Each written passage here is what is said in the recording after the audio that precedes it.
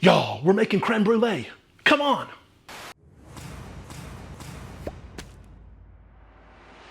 Welcome to Highfalutin Low Carb, the almost weekly web series where we find and test the best low carb recipes this crazy internet has to offer. Today, we're tackling low carb creme brulee.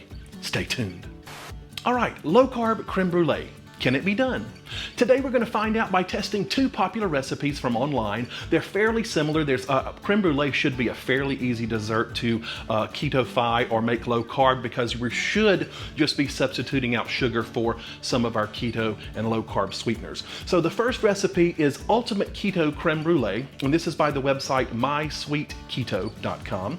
And the second recipe is Keto Creme Brûlée, low carb, gluten-free, and sugar-free. And this is by Chef Joe Duff over at the website I'mHungryForThat.com. So be sure to check out all the links here on the bottom of the screen. They'll also be in the video description below, so you can just click right onto those. Now, before we begin, I need to give a huge thank you to the sponsor of this video, Thrive Market. Thrive Market is an online marketplace on a mission to make healthy living easy and affordable for everybody. You can search for thousands of name brand products on their catalog and sort by the things that matter most to you. Now, for us, that's probably going to be keto and low carb, but it could also be paleo, gluten-free, BPA-free, non-GMO. Whatever it is that matters most to you, you can sort and shop their products by those specifications. Now, like a lot of big box discount stores, there is a membership fee to join Thrive Market. They've got a couple of options though. You can do a 1-month membership. I think it's around $10. Lets you try it out and see if it's going to be for you. Or you can do like I do and do the year membership. It gets the price down to around $5 a month. And I know I'm going to at least save $5 a month. In fact, most Thrive Market shoppers save an average of $32 per order. So paying for the membership really does pay for itself.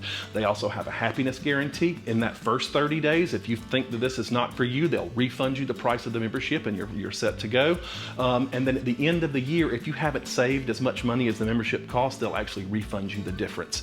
And for every membership Thrive sells, they also give a membership away to somebody in need of healthy access to healthy food, a first responder, a teacher, a family in need. So they really do have a great give back program. So right now, Thrive Market is offering you guys a fantastic deal. If you'll use the link down below, thrivemarket.com/highfalutin-low-carb, you will get 40% off your first order and a free gift over $50. So that's a fantastic deal and one of the best they've ever offered. So thank you so much, Thrive Market, for sponsoring this video. It's sponsorships like yours that keep channels like mine on the air, and for that I am truly appreciative. So guys, if you want to support me, go support them. Use the link down here on the screen. You'll get it's also in the video description below. You'll get 40% off your first order and a free gift over $50. All right, let's go make some creme brulee. Come on. All right, guys, let's get started on our first recipe. This is Ultimate Keto Creme Brûlée by the website MySweetKeto.com. The link will be here on the screen and then the video description below. All right, so this is going to go together pretty quickly. It's fairly easy. So we're going to start off with some heavy cream. Again, if you want to know exactly how much goes into each of these recipes, be sure to click the links down below. If you're new here, I don't give exact measurements because these aren't my recipes. I'm just here to test them. So I want you to the people that did do the hard work to create these, they deserve the traffic. Use the links down below. So to this, we're going to add in a little bit of powdered sweetener. This is an erythritol blend that she uses, so that's what I'm using here as well. And we're going to heat this gently over medium heat. I want to make sure all of this is combined well. You don't want any lumps, but we're going to cook this for about 7 minutes, she said, until it starts to gently bubble. You just want to kind of keep it moving. And to this, we're going to add in a whole vanilla bean. These are pricey. If you've ever tried to buy them, they are pricey, but it is definitely worth the real flavor of vanilla. So you want to carefully split it down the middle of the pod, and then use your knife to scrape out all these delicious little beans. And then we're going to put the pod in too. So don't waste any of this good stuff. Yes. See all that yummy? All that needs to go in. Get off my knife. Okay.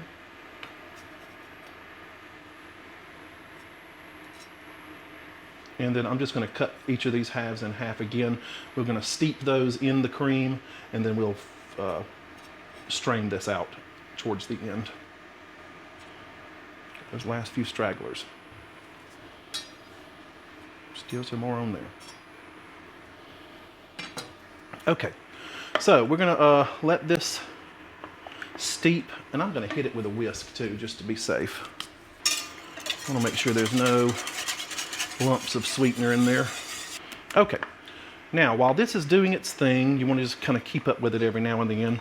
We are going to, these are egg yolks, and we're gonna beat these over with an electric mixer until they become pale yellow. And we're actually gonna mix in with this another bit of powdered erythritol, as well as a pinch of salt.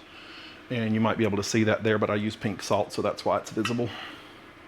So while we do that, I'm just gonna whip these up and I'm gonna speed this up for you, okay? Be back in a minute.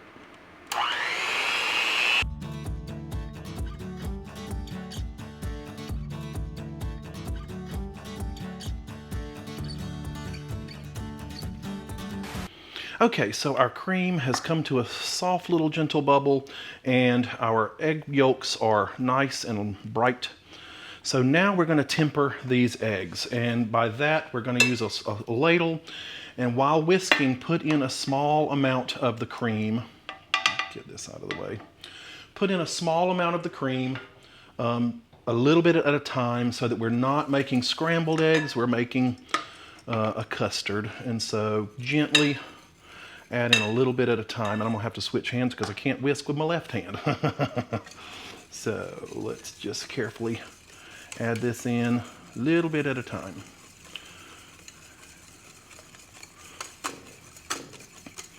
And then as they get tempered, you can start adding in more at a time. So I'm gonna do that now and probably speed this up for you.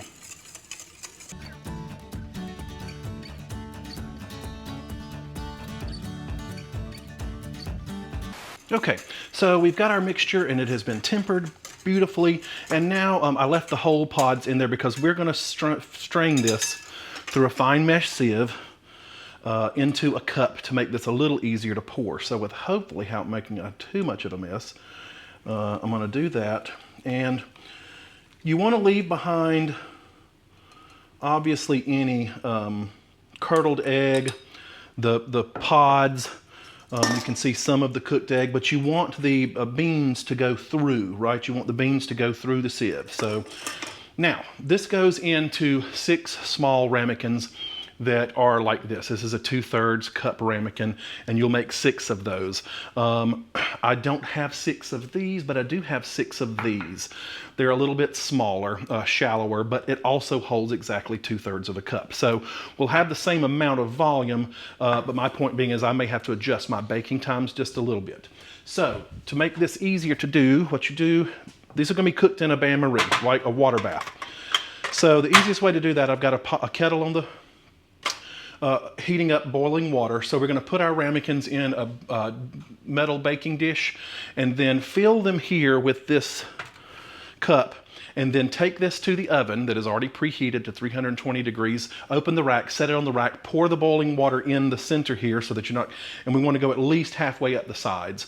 Then we'll close the oven and cook this, it says, for around 35 minutes. So I'm going to do that now, and then the next time you see me, I will have set up for the second recipe, and I'm going to have to do 4 of these at a time, and I'll probably have some of this left over to do another 2 ramekins because we're making, 2 different recipes here, so I need all the ramekins that I can find. So you want to leave a little bit of room in the ramekin for your topping that is going to be the granulated or powdered erythritol that we're going to then brulee. That's the point of the creme brulee. So, all right, I'm going to speed this up, and then I will meet you back here for our second recipe. All right, guys, so our first batch of creme brulee, the first recipe is in the oven now in its little bain-marie, having a grand old time. And now it's our second recipe, and this is Keto Crème Brûlée low carb, gluten free, and sugar free by Chef Joe Duff over at his website, I'mHungryForThat.com. Now, if you thought the first recipe was easy and quick, this one is even easier. So we're starting out, this one we're not going to fluff the eggs, whip the eggs at all, and we're also not going to temper the eggs. It's all going in the pot, and they're all going to heat together. So we're going to start with the egg yolks. There's 4 egg yolks in there. I've already cracked them into the pot. There is no heat on the pot right now at all. And then a little bit of heavy cream. And then we're also going to add in, this is, he uses granulated, specifically erythritol, not powdered. And I'm going to put this on medium heat. And we're also going to do the same with our fresh vanilla bean. There's honestly just no way getting around that portion of it. So I'm going to split this and do the same thing I did earlier. And then we're just going to keep this moving in this pot here, stirring occasionally. And we're going to cook it over medium heat for about 10 to 15 minutes or until the back of a spoon, you can leave a trail on the back of a spoon with your finger, and I'll try to show you what that means. So I'm going to do that now. We're going to also cut these pods and leave them in there. We'll fish them out at the end. There's just so much flavor still in that pod. You don't want to throw it away. These things are wicked expensive, so you want to get every little penny out of it that you can. Okay, so I'm just going to keep this moving here gently, stirring occasionally, and then I'm going to speed this up so you don't have to watch it, but we're going to let this heat on medium heat for about 10 to 15 minutes. All right, so I'm going to switch to a wooden spoon here so we can see it, and then I'll meet you back here on the other side. All right, see you in just a bit.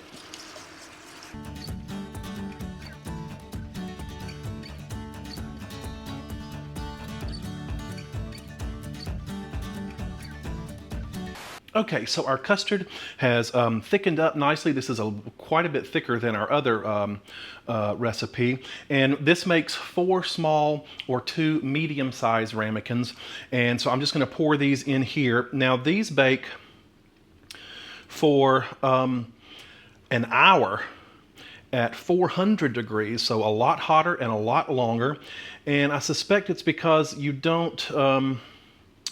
it does not say to use boiling water in the bain-marie. You don't, like the other recipe, you had to boil the water first before you poured it in your pan. In this one, it just says water. It does not even say hot water, so I'm going to use room temperature water.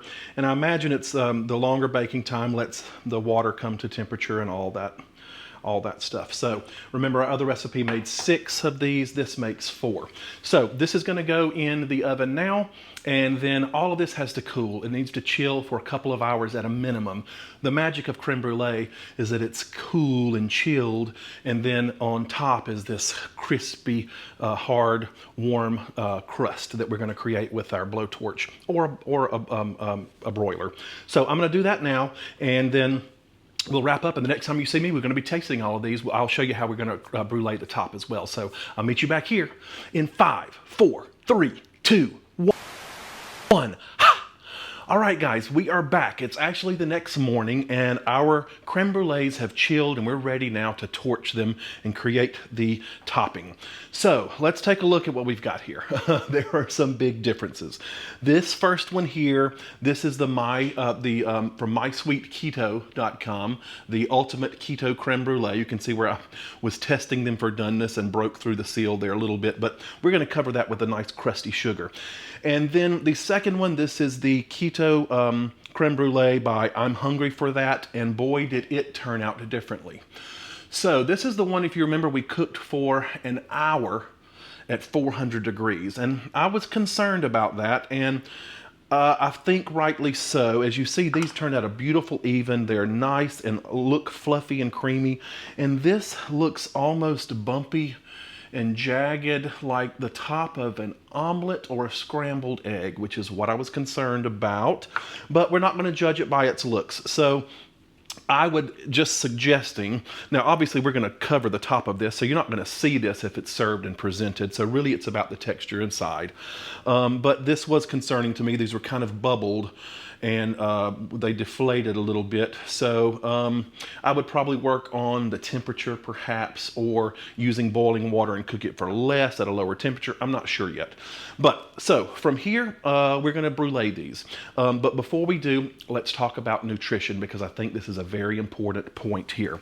So let's talk about nutrition. This is the first one, Ultimate Keto Creme Brulee. This makes 6 servings. I only made 4 of them here just because I had the lack of ramekins in the house. So I had some mix left over. So if you make 6 servings of this, 1 serving is 320 calories. You've got 3.9 grams of protein. You've got 31.4 grams of fat. And you've got 3.7 grams of carbs. You've got no fiber, so the net carb count is 3.7 grams of net carbs. Okay, so the second one, this is the Keto Crème Brûlée, low carb, gluten-free, and sugar-free. This is by Joe Duff over at I'mHungryForThat.com. And this is where I wanted to bring this up. This makes 4 small ones or 2 medium ones. If you made one of these, 1 serving is 325 calories. You've got 2.75 grams of protein, 31 grams of fat, and he says 0.5 grams of carbohydrates, no fiber, for a total of half a carb per ramekin. Okay, so I've mentioned this before, and I'll try to be brief about it. There is no such thing as a magic cow. Cream is cream, and heavy cream, all heavy cream, has somewhere between a half a gram up to 0.9 grams of carbs per tablespoon. So I have a couple of different brands here of heavy cream. I've got the Kroger, I've got the 365 organic from Whole Foods, and both of them say less than 1 gram of carbs, less than 1 gram carbs per tablespoon. Well, under USDA labeling laws in the United States, if anything is below half a gram, 0.4 or lower of carbs or any macronutrient, you're legally allowed to list that as 0. So when you see something that has 0 carbs, it could possibly have up to 0.4 grams of carbs. But to label it as less than 1 gram, that means it has to be 0.5 grams up to 0.9 grams of carbs per serving. And they're legally allowed to say less than 1 gram. Anything over 1 gram, you list it out by decimal. My point being is, this carb count of our first one that was around 4 grams of carbs, 3.7 I believe, that is more likely correct than saying this has half a gram, because these were about 2 cups of heavy cream. 2 cups is 32 tablespoons. And if you were to calculate that by between 0.4 and 0.9, that means that the whole recipe had somewhere between 16 and 28 grams of carbs. Because you're not just eating a tablespoon of it, you're eating about 2/3 cup of it. So my point being, that is an example of what I call a hidden carb. I did a video on this, and I'll leave a link of it below. But there are no magic cows. Cream is cream. Yes, it can vary a little bit based on additives and processing, but most all carbs, even if it says 0, are going to have somewhere between 0.1 and 0.9 grams of carbs. And when you're eating a whole bunch of it, you need to take that into account. So I'm not knocking his calculations here. I mean, I guess you could say that I am, but there's no way that has half a carb per one of these ramekins. There's absolutely physically no way for that to be possible. So I'm just going to leave it at that. You make your own decisions. But here comes the fun part. I'm just going to brulee 2 of these each, because I'm going to. It's best to brulee them right when you're about to serve them, rather than letting them sit in the fridge with this. So I'm going to sprinkle a little bit of sugar over the top of these. Oops. Making a mess. And this is not sugar. I shouldn't say that. This is the powdered sweetener that she called for. Oops, hold on, let me get a little duster, hold on. Okay, let's try this again. I find the powdered a little bit difficult to sprinkle from a spoon, so I'm just going to use a small sieve to get an even coating, otherwise I feel like it just plops in one spot. And you don't want that. Okay.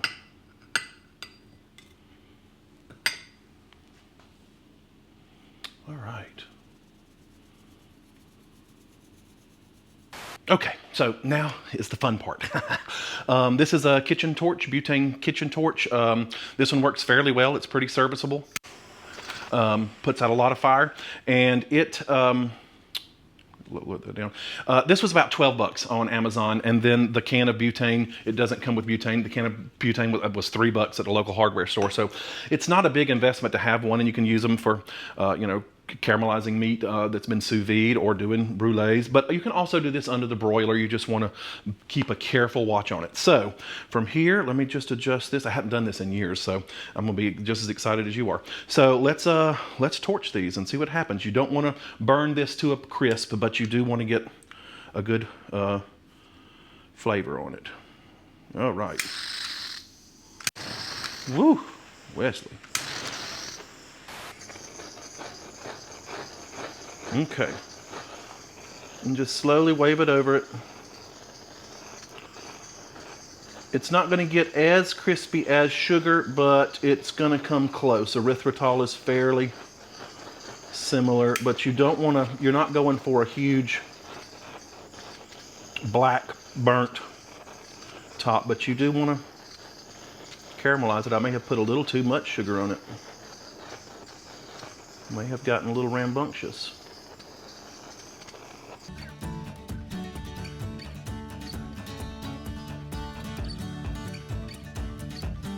Okay, so that's fun. All right, I'm going to finish these out. I'm going to just do these two and these two. I'll take these away because I want to save them for a thumbnail photo and for, obviously, just to eat later on another day, because this is way too much to deal with it at one sitting. So I'm going to go ahead and sprinkle these, and then I'll speed all this up so you can watch, and I'll meet you right back here in just a second.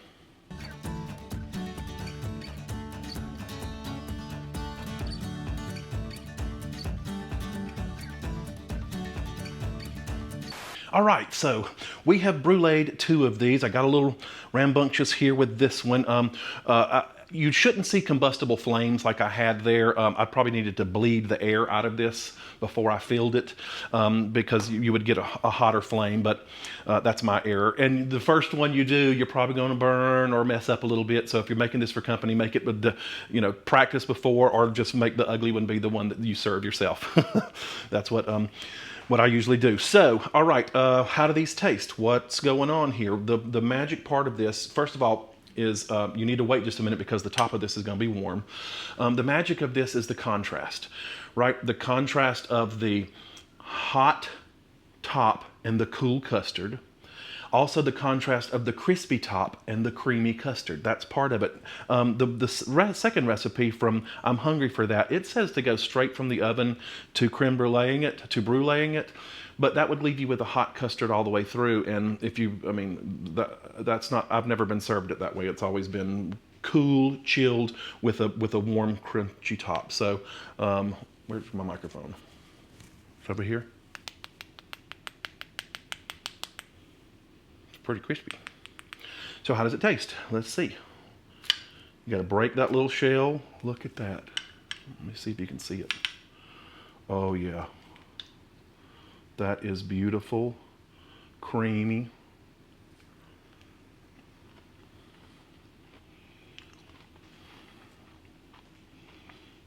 That is so good. I'm sure you can hear the crunching. That is so good.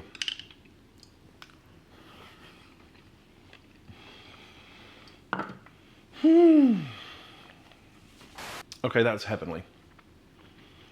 So far, well, don't say anything. Let's try our second one. This is from I Want to Eat That. And this had the granulated. The other was powdered sugar, sweetener.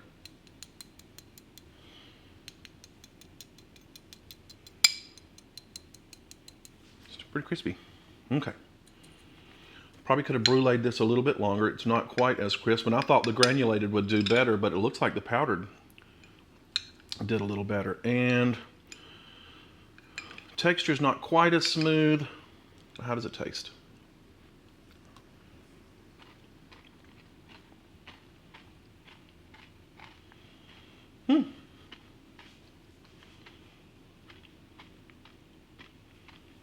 That's pretty good. Okay, that's really good. My thoughts about this, I don't know, hopefully the camera will focus on this. Let's get it in the light.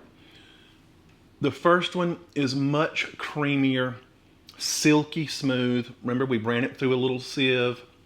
We whipped the egg whites, and this looks a little more chunky, a little more eggy. I feel the egg curd. I don't know how else to say it. The egg doesn't have a curd, but that's not nearly as smooth. It was much easier to do, and the taste is great. And you would, if you made that, you would love it, and everybody would squeal and, yeah, I can't believe this is keto. But if they had compared it to the first one that took a little bit of extra work with the whipping and the sieve, this is more refined. It is a much nicer option than that. But on a quick pinch, that was also really good. It just is a little bit too eggy curdled for me. We cooked it for a fairly long time on the stove. So, but wow, this was super fun to do, guys. So keto creme brulee, yes, it can be done. I would take the extra step if you're going to do something fancy, right? This is considered a fancy dessert. If you were going to do something like this, go ahead, and I would suggest doing the first recipe and telling me what you think. So leave a link, leave a comment down below if you've tried these, or if you have another recipe you'd like that you'd recommend instead. So thank you so much for joining me. I say it every time. These videos are a way for me to maintain my low carb way of eating, and looking into that camera as often as I can keeps me honest. So I appreciate that you have come along for the journey.